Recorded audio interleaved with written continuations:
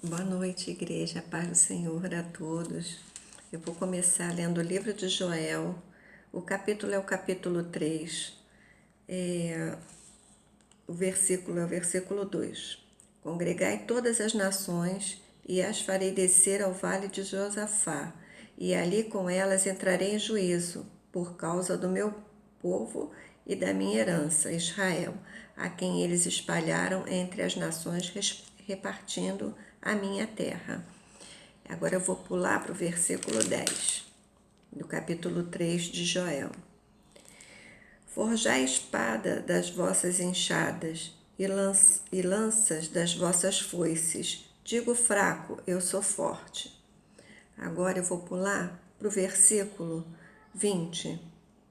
Mas Judá será habitada para sempre, e Jerusalém de geração em geração.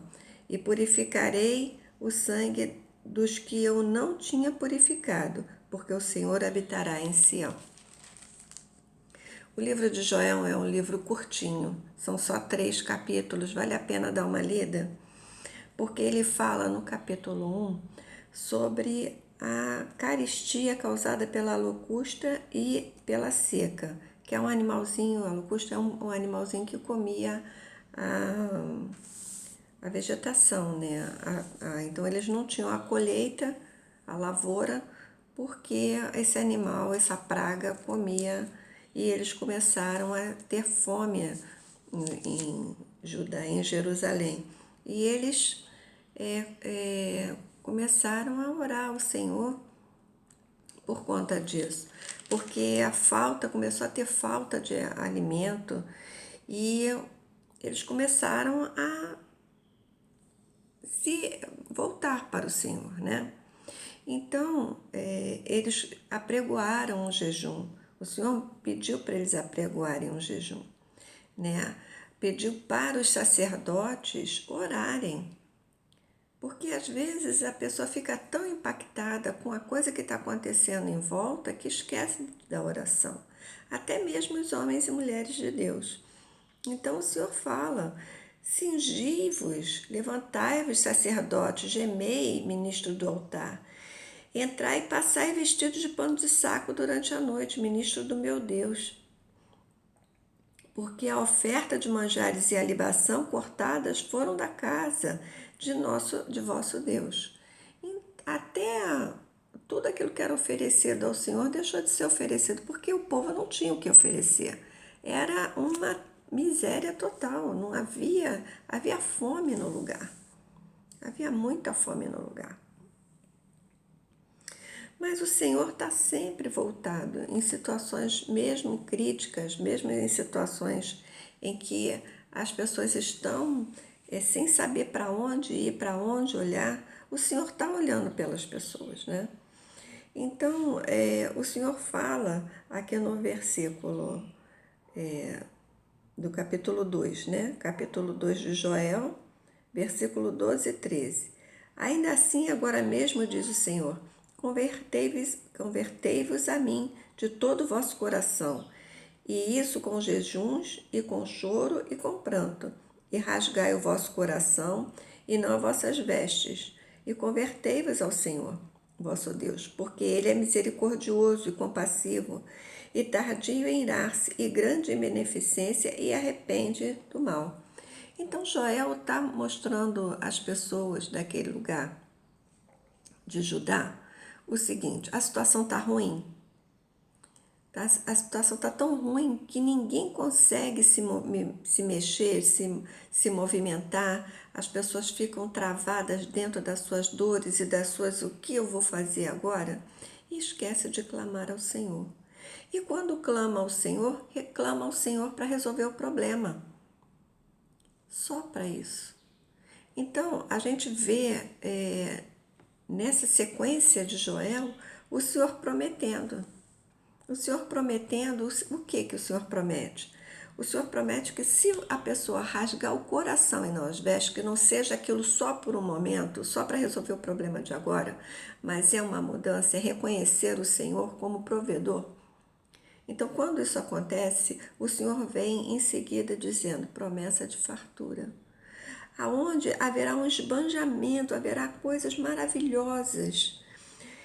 E vós, filhos de Sião, regozijai-vos e alegrai-vos no Senhor vosso Deus, porque Ele vos dará ensinador de justiça e fará descer a chuva, a temporã e a seródia no primeiro mês. E as eiras se encherão de trigo, e os lagares transbordarão de mosto e de óleo. E existe ainda mais, existe a promessa de efusão do Espírito. Então, tudo isso aconteceu. Tudo isso é uma sequência de acontecimentos, né? Primeiro, a carestia, é falta de tudo, existe a seca, está todo mundo com fome, está todo mundo necessitado, a casa de Deus está desprovida. Tudo está acontecendo. As pessoas não estão indo à casa de Deus, se vão, mas não tem oferta, então não tem oferta, eles não vão, porque não tem o que entregar pelo pecado. O Senhor fala, vocês estão clamando por mim? No capítulo 2, vocês estão clamando por mim? Mas não rasga só a veste, não seja só aquilo externo, não. Seja interno, porque o hábito deles rasgarem a veste é para demonstrar o sofrimento. Olha, estou sofrendo, rasga a veste. Não é isso. O que Deus quer de dentro para fora, que eles falassem, rasgassem o coração deles, que eles entendessem aquilo que é pecado, que eles entendessem aquilo que estava acontecendo, que eles entendessem que eles estavam pautados na força deles. E o que acontecia? Além disso tudo, né? Além disso tudo, o Senhor estava dizendo o seguinte, mas se você confiar em mim, eu vou te dar fartura. E ele dá uma promessa enorme de fartura. E ele dá uma promessa de efusão do Espírito a partir do momento que você confia nele, que você rasga o seu coração. E depois vem a leitura do capítulo 3, que fala sobre as nações inimigas e a restauração de Israel. Todos os inimigos que atacaram Israel. E o Senhor dá uma arma, né? Além do Senhor colocar a mão neles, ele ainda dá uma arma para o povo de Israel, para o povo de Judá. Qual é a arma que ele dá? Porque é uma guerra santa. Ele fala mesmo, a guerra é uma guerra santa, né? Santificai no versículo 9 do capítulo 3, ele diz o seguinte, proclamai isso entre as nações, santificai uma guerra, suscitai os valentes, cheguem-se, subam todos os homens de guerra. Aí entra o versículo que eu li anteriormente. Forjai a espada das vossas enxadas e lança das vossas foices. Digo fraco, eu sou forte. Da onde vem a nossa força? Da onde vem a força que a gente tem para encarar as situações? A nossa força, ela vem dessa espada. E qual é a espada? O que é a vossa enxada, que é um instrumento de trabalho? E a vossa foice, outro instrumento de trabalho para capinar e para cortar. A enxada capina, a foice corta, não é? Na lavoura. E o que isso está dizendo para nós aqui? Isso está dizendo para nós o seguinte, o que é a vossa enxada e a vossa força? O que você tem, a vossa foice, o que você tem de material para fazer espada? O que você tem de material? Você tem de material é o seu tempo sendo usado na palavra de Deus. Debruçado sobre a Bíblia, aprendendo sobre o Senhor, andando com Ele de mão dada. Então, é isso que o Senhor está falando aqui. Ele está falando aqui que devemos nos debruçar, porque Ele está vendo as maldades do mundo, Ele está vendo as pessoas que estão fazendo as maldades. Ele não está alheio às maldades que estão sendo feitas. Ele não está alheio a tudo que está sendo colocado na terra. Todas as coisas, todas as pessoas que estão colocando as maldades como modismo. Ele não está alheio a isso. E ele está pesando a mão. Ele está pesando a mão. As pessoas não vão ficar achando que vão consentir com a maldade e ficar por isso mesmo, porque não vai não. O Senhor está olhando por isso. E outra coisa, é aqueles que são contra isso, que é o povo dele, que são contra as maldades, que está usando a palavra de Deus o evangelho para se colocar, né? Se posicionar perante a sociedade, essas pessoas, o Senhor está dando fartura. O Senhor está prometendo essa fartura. O Senhor está prometendo aqui fartura de mesa. E está prometendo fartura espiritual. E ele diz ainda mais, ele ainda diz que vai habitar com essas pessoas. Com as pessoas que levam o evangelho dele. E ele diz aqui no versículo 20 do capítulo 3 de Joel: mas Judá será habitada para sempre, Jerusalém de geração em geração, e purificarei o sangue dos que eu não tinha purificado, porque o Senhor habitará em Sião. Então, aqui o Joel fala do dia do Senhor. E ele fala das pessoas que não se arrependem de estar seguindo o Senhor. E fala também das que não estão ligando, das nações que não estão nem aí para o Senhor. Então, gente, ele fala coisas que estão no Apocalipse. Ele fala no capítulo 3, o versículo 14, multidões e multidões do vale da decisão, porque o dia do Senhor está perto, no vale da decisão. O sol e a lua se enegrecerão, e as estrelas retirarão o seu resplendor. O Senhor bramará de Sião e dará voz a Jerusalém, e os céus e a terra temerão, mas o Senhor será o refúgio do seu povo e a fortaleza dos filhos de Israel.